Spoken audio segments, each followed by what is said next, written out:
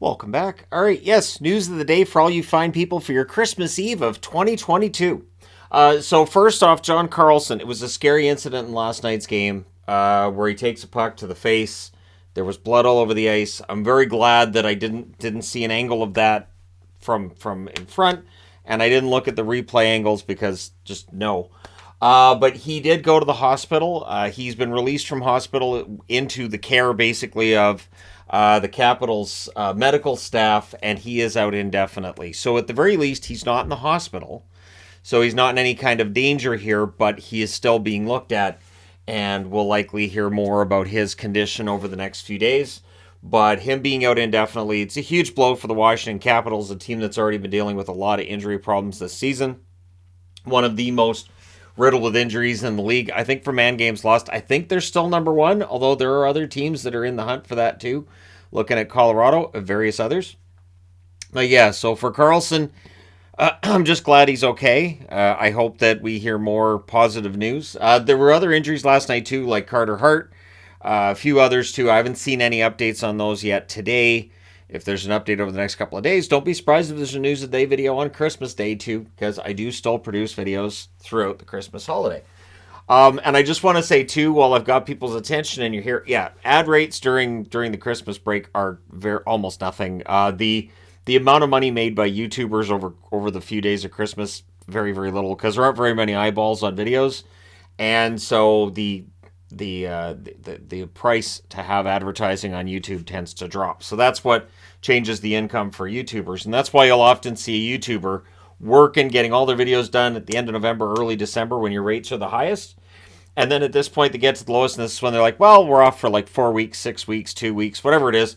And it is to spend time with family as well. I'm not saying it's not, but the cynical part of me as a YouTuber says, well, of course, you're going to sacrifice the 2 weeks where your income is right down there.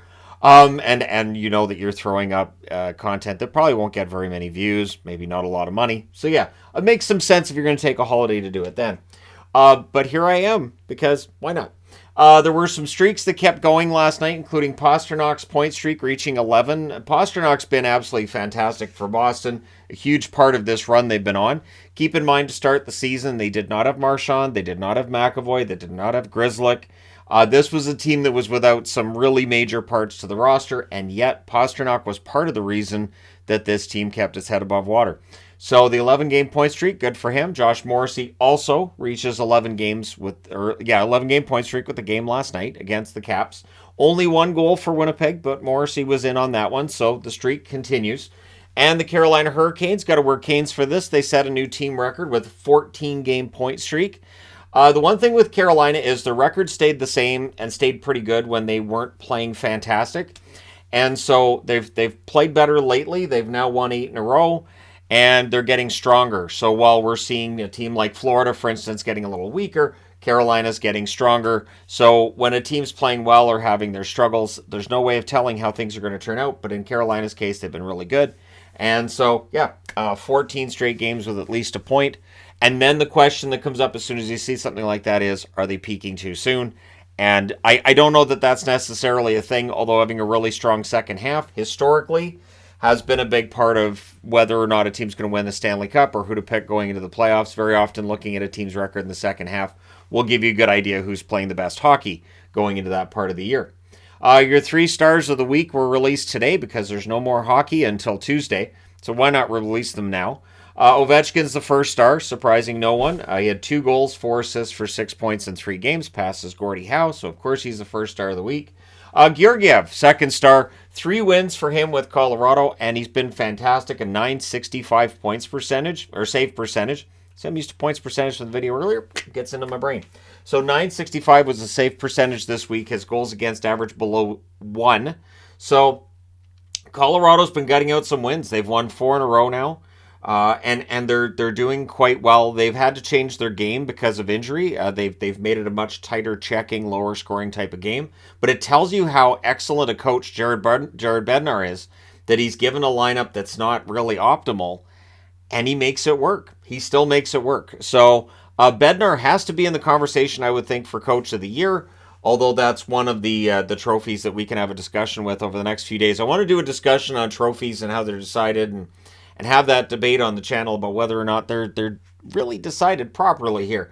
And I think that, yeah, the Jack Adams will definitely be one of those discussion points. Also, third star of the week, Elias Pettersson. A fantastic 2 games, 2 goals, 5 assists, 7 points. He is the reason they beat Seattle. There's no way that they get a point against Seattle without Pettersson.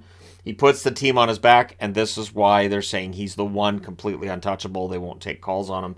Pettersson has had a remarkable run this year and could end up top 10 in scoring by the end of the NHL season. I could see that happening. There's a lot of guys scoring at pretty good rates right now, though, and of course you do have droughts here and there, and so we'll see. But Pettersson's game has been fantastic, really, really strong after coming back from getting sick. Keep in mind that the roster freeze is in effect until December the 28th. So the morning of the 28th, which is this coming Wednesday, we could see guys on waivers and trades being made.